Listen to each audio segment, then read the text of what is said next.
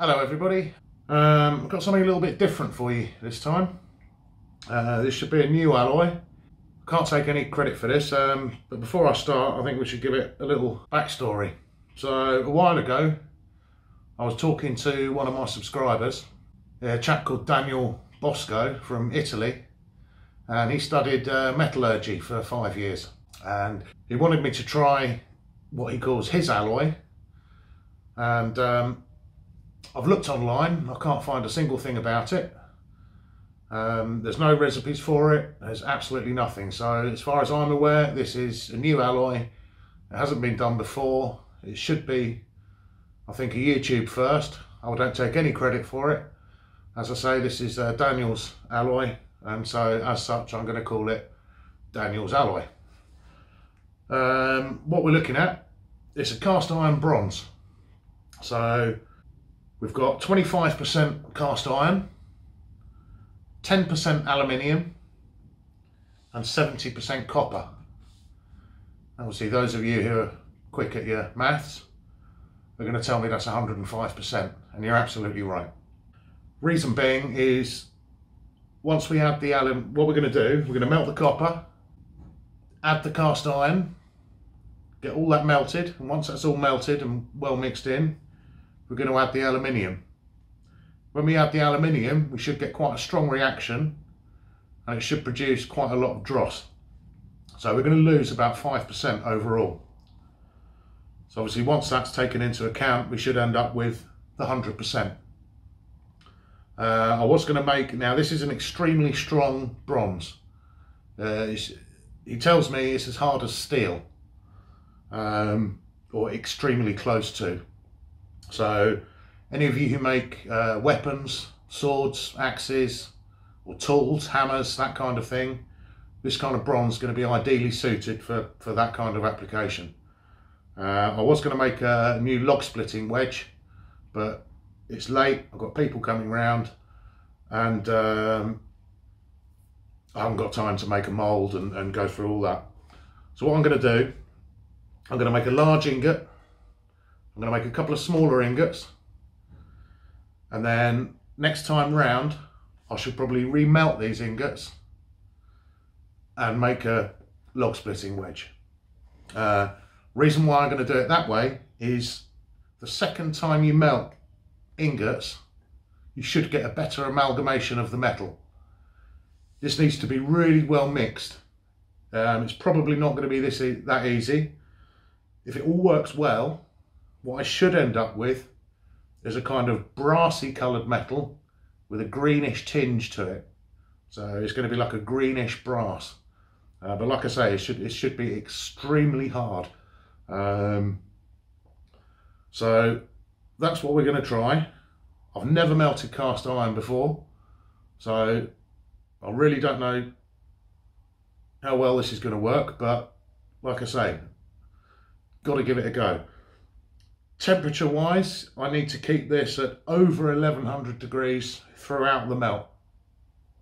Shouldn't be a problem because most of the time I melt at around 1250 degrees anyway. So I'll bring the camera a little bit closer, you can have a closer look at what I've got. The cast iron, I've given it a quick wire brush. I've taken off all the surface rust, so it's pretty clean cast iron. The copper is all brand new copper pipe. The aluminium I'm using, I think, is cast aluminium. I don't think it's extruded. So I'm trying to use, you know, as good as materials as I've got, basically. This ingot should be round about 3 kilos. These two should be around about 1 kilo each, and these should be round about 300 grams ish. So as near as damn it, we should have enough here. I mean, I can always add another ingot. I've got brand new crucible. I haven't tempered it yet. It's been in the oven. Had an hour at 100 degrees Celsius, another hour at 250 degrees Celsius. I'll heat it up in the furnace first. I'll get it nice and hot, and then I'll add the copper. I've got a feeling these are pre-tempered anyway, so you know, tempering's probably unnecessary, but yeah, we'll see how we go. So like I say, 3.5 kilos of copper, 1.25 kilos of cast iron, and 1/2 kilo of aluminium, and let's melt it all down and see what we end up with. Like I say, it's a Daniel's alloy. I think it's his own invention.